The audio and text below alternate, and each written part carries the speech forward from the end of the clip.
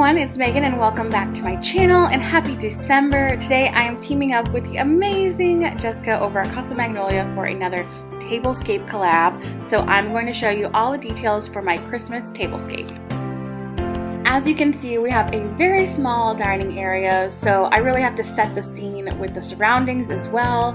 I have this amazing little Rudolph head, which was a $5 Hobby Lobby find. They spray painted gold and added a red nose to, and then put a wreath with a big red bow around him, and I just love him. I think he is so cute and so sweet. And then of course we have our little shelves over here decked out with lots of family photos and little Christmas touches.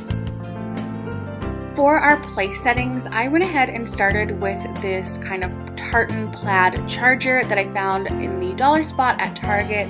It is kind of a fabric-y feel, so I really like the texture it adds. And I also found these black Santa plates in the Target dollar spot as well, and added a napkin, just a simple white one with a inexpensive red bow with the little bell on it. These are actually from the dollar store, and you can get a ton of them for $1. And I love just how classic and festive they look. Something special we do every year for the holidays is use our family silverware, which we got as a gift for our wedding from my side of the family. I think it is so beautiful, and because we only break it out for special occasions, it just feels very fancy.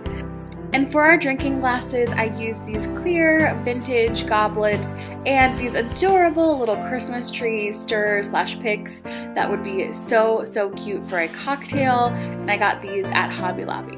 And lastly, for our centerpiece, I always like to keep it simple because our table is very small, so I used a cake plate, a little ceramic house, and some bottle brush trees and fake snow to create an adorable, simple, festive centerpiece.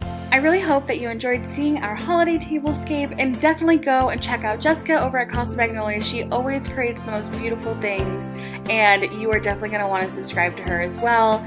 Go do that now, and I'll see you super soon. Bye!